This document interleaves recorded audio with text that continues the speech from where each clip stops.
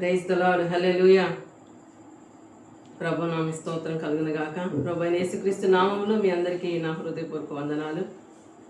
అనుదినము ఆయన సన్నిధిలో మనం స్తుతించడానికి, ఆయన వాక్యం ధ్యానించడానికి ఎంతగానో దేవుడు మన పట్ల కృప చూపుచూ ఉన్నాడు. ఈ దినాన మరి ఒక వాగ్దానంతో మీ ముందుకు రావడానికి దేవుడు నాకు ఇచ్చిన అవకాశాన్ని బట్టి నేను ఎంతగానో ప్రభువును స్తుతిస్తూ ఉన్నాను. పరిశుద్ధ గ్రంథంలో అనేక వాగ్దానాలు పొందుపరచబడి ఉన్నవి.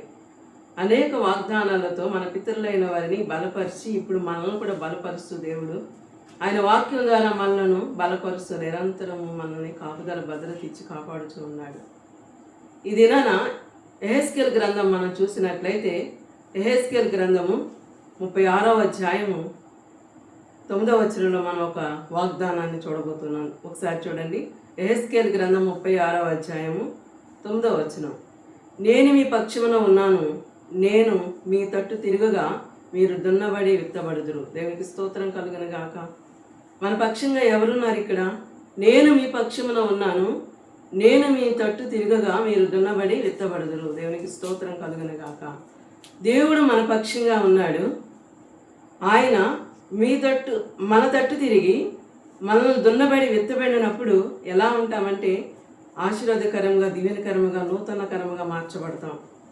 11వ వచనంలో మనం చూసినట్లయితే మీ మీద మనుషులను పశువులను విస్తరింపచేసేదను, అవి విస్తరించి అభివృద్ధి నందును, పూర్వం ఉన్నట్టు మిమ్మల్ని నివాస స్థలముగా చేసి మునుపటి కంటే అధికమైన మేలు మీకు కలుగజేసేదను, అప్పుడు నేను యెహోవానై ఉన్నానని మీరు తెలుసుకొందురు.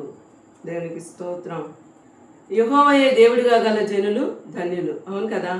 ఆయన మనం దేవుడిగా కలిగి ఉన్నప్పుడు మనం ధన్యులం. ఎలా ధన్యులం? ఆయన మన పక్షంగా ఉంటాడు. నేను మీ పక్షముగా ఉన్నాను, నేను మీ తట్టు తిరుగుగా మీరు దున్నబడి విత్తబడుదురు. ఎలాగా? ఏ రీతిగా మనల్ని దున్నబడినప్పుడు విత్తబడతాం? అదే అధ్యాయంలో మనం చూసినట్లయితే 26వ వచనంలో నూతన హృదయం మీకు ఇచ్చేదను, నూతన స్వభావం మీకు కలుగజేసేదను, రాతి గుండె మీలో నుండి తీసివేసి మాంసపు గుండెను మీకు ఇచ్చేదను. దేవునికి స్తోత్రం కలుగును గాక.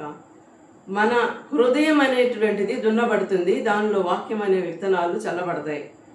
హృదయము నూతన పరచబడుతుంది, స్వభావం నూతన పరచబడుతుంది. అలాగే మనలో ఉన్న కఠినమైనటువంటి రాతి గుండెను తీసివేసి మాంసపు గుండెగా ఆయన మార్చబోతున్నాడు. దేవునికి స్తోత్రం కలుగును గాక. అంతేకాకుండా నా ఆత్మను మీ అందించి నా కట్టలను అనుసరించు వానిగాను, నా విధులను గైకొన్న వానిగాను మిమ్మల్ని చేసేదను. ఇవన్నీ కూడా మన వల్ల అయితే సాధ్యము కాదు, కానీ దేవుడు మనకి తోడై ఉండి దేవుడు మన పక్షంగా ఉన్నప్పుడు మనల్ని బలపరుస్తూ ఉంటాడు. ఆయన ఆత్మ మన యందుంచి ఆయన కట్టడలను మనకి అనుసరించే వారిగా, విధులను గైకొనే వారిగా చేస్తానని దేవుడు తెలియజేస్తూ ఉన్నాడు. మీ పితరులకు ఇచ్చిన దేశంలో మీరు నివసించెదరు, మీరు నా జనులై ఉందురు, నేను మీ దేవుడినై ఉందును. దేవునికి స్తోత్రం కలుగును గాక. ఎప్పుడైతే ఆయన మన పక్షంగా ఉంటాడో మన హృదయము నూతన పరచబడి, మన స్వభావం నూతన పరచబడి, రాతి స్వభావము రాతి గుండెను మనలో నుండి తీసివేసి, ఎప్పుడైతే మన హృదయంలో మరి మంచి నేలన పడిన విత్తనం వల్లే ఆ వాక్కులో మన హృదయంలో ఫలిస్తూ ఉంటాయో మరి నూతన పరచబడినటువంటి రీతిలో మార్చబడతాం. మన హృదయము దున్నబడినప్పుడు, మన హృదయం అనే భూమి దున్నబడినప్పుడు, వాక్యం అనే విత్తనాలు మన హృదయంలో చల్లబడినప్పుడు అవి స్థిరపరచబడి, బలపరచబడి మన స్వభావం మారడానికి అవకాశం ఉంటుంది. మన యొక్క ఆలోచనలు మార్చబడడానికి అవకాశం ఉంటుంది. అలాగే మన హృదయం పూర్తిగా మార్చబడటానికి అవకాశం ఉంటుంది. ఎలాంటి కఠిన స్వభావం ఉన్నా సరే, ఎలాంటి రాతి గుండె లాంటి ఆలోచనలు ఉన్నా సరే, వాటిని తీసివేసి మరి మెత్తని స్వభావంగా ఆయన మార్చడానికి మన ఎడల ఆయన దయ కలిగి ఉన్నాడు. దేవునికి స్తోత్రం కలుగును గాక. మీ సకల విధమైన అపవిత్రతను పోగొట్టి నేను మిమ్మల్ని రక్షించును, మీకు కరువు రానియక ధాన్యమునకు ఆజ్ఞ ఇచ్చి అభివృద్ధి పరుచునని వాక్యం సెలవిస్తూ ఉంది. ఇవన్నీ ఎప్పుడు జరుగుతాయి? ఆయన మనలను, మన హృదయములను నూతన పరచబడినప్పుడు మరి కరువు రానియకుండా ధాన్యము మనకి ఆజ్ఞ ఇచ్చి అభివృద్ధి పరుస్తాడని దేవుని వాక్యం సెలవిస్తూ ఉంది. మనం క్రొత్తగా మార్చబడాలి. ఎలాగంటే యోహాను సువార్తలో 3వ అధ్యాయము 3, 5, 6 వచనములలో యేసు ప్రభు వారు స్వయంగా చెప్పబడిన మాటలు ఏంటంటే, ఒకడు క్రొత్తగా జన్మించాలి. ఎలాగంటే నీటి మూలముగాను ఆత్మ మూలముగాను జన్మించాలి. అప్పుడు వాళ్ళు నూతన పరచబడతారు. దేవునికి స్తోత్రం కలుగును గాక. మనలో ఉన్నటువంటి పాపములను ఒప్పుకొని, మనలో ఉన్నటువంటి స్వభావాలను మార్చుకొని, మనలో ఉన్నటువంటి రాతి స్వభావాన్ని మార్చుకొని క్రొత్తదనంగా ఎప్పుడు మార్చబడతామంటే దేవుని వైపు మనం తిరిగినప్పుడు, దేవుని ఆలోచనలు మనం ఎరిగినప్పుడు, ఆయన కట్టడలను ఆయన ఆజ్ఞలను మనం గైకొన్నప్పుడు మనలో ఉన్నటువంటి పాత స్వభావము మార్చబడుతుంది. క్రొత్తగా జన్మించాలంటే నీటి మూలముగా ఆత్మ మూలంగా జన్మించాలని యేసుప్రభు వారు స్వయంగా తెలియజేస్తూ ఉన్నారు. యేసుప్రభువే నిజమైన దేవుడని, ఆయన నిజమైన దేవుడు మన కొరకు ప్రాణం పెట్టి ఉన్నాడని నోటితో హృదయంతో ఎవరైతే ఒప్పుకుంటారో వారి నీటి ద్వారా వారి పాపములను ఒప్పుకొని పరిశుద్ధాత్మ అభిషేకంతో నింపబడుతూ ఆత్మ మూలంగా బలపడుతూ ఉన్నప్పుడు వారి స్వభావం, వారి ఆలోచనలు అన్నీ కూడా మార్చబడతాయని దేవుని వాక్యం సెలవిస్తుంది. దేవునికి స్తోత్రం కలుగనగాక, దేవునికి మహిమ కలుగనగాక. 2 కొరింథీ పత్రిక 5వ అధ్యాయం 17వ వచనంలో చెప్పబడినట్లుగా అపోస్తలుడైన పౌలు గారు కూడా మాట్లాడుతూ ఉన్నాడు. కాగా ఎవడైనను క్రీస్తు నందున్న ఎడల వాడు నూతన సృష్టి, పాతవి గతించిన ఇదిగో క్రొత్తవాయను. ఎప్పుడైతే మనం నూతనంగా మార్చబడతామో పాత స్వభావం అంతా కూడా మారిపోయి నూతన సృష్టిగా మార్చబడతాం.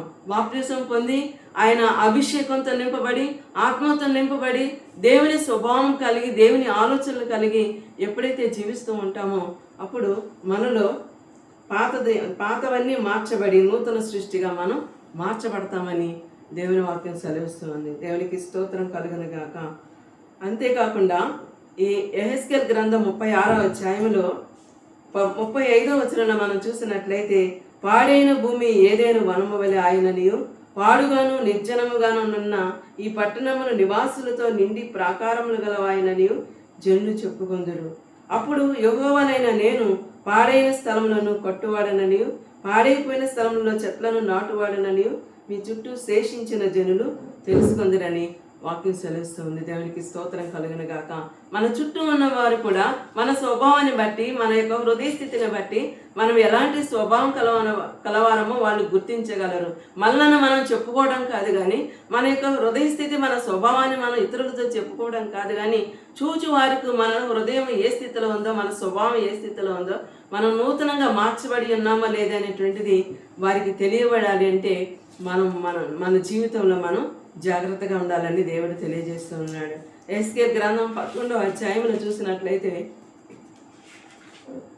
11వ అధ్యాయంలో మనం చూసినట్లయితే 19వ వచనంలో వారు నా కట్టడలను విధులను అనుసరించి కైకొన్నట్లు నేను వారి శరీరంలో నుండి రాతి గుండెను తీసివేసి వారికి మాంసపు గుండెనిచ్చి వారికి ఏక మనసు కలగజేసి వారి యందు నూతన ఆత్మ పుట్టింతును. అప్పుడు వారు నాకు జనుల యందును, నేను వారికి దేవుడైన యందును. దేవునికి స్తోత్రం కలుగునగాక. మన శరీరంలో ఉన్నటువంటి ఆ రాతి గుండెను తీసివేసినప్పుడు, మాంసపు గుండెని ఇచ్చినప్పుడు ఏక మనసు ఆయన కలుగజేస్తాడంట. మార్చబడిన వారి యందు నూతన ఆత్మ పుట్టింతును.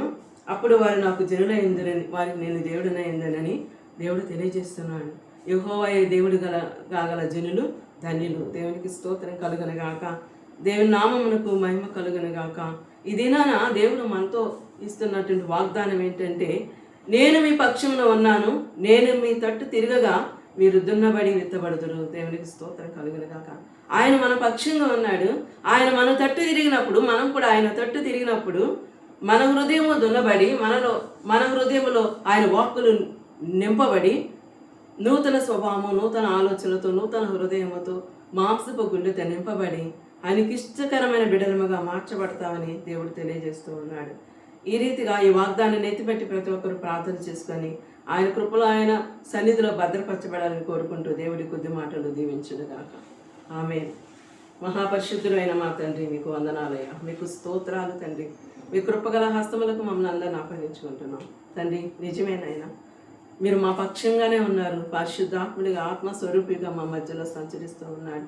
పాపం ఎక్కడ ఉందో కృప అంతకంటే అధికంగా విస్తరించి ఉన్నదని మీరు సెలవిస్తూ ఉన్నారు కనుక, అయ్యా మీరు మా పక్షంగా ఉన్నారు కనుక మా హృదయాలన్నీ కూడా నూతన పరచబడి, నూతన ఆలోచనలతో నింపబడి, నూతన స్వభావంతో నింపబడి, అయా నూతన సృష్టిగా మార్చబడి మీ కొరకు బ్రతుకువారిగా మమ్మల్ని అందరినీ మార్చమని యేసు పరిశుద్ధమైన నామంలో అడిగి వేడుకొని పొందుకొని నామ తండ్రి.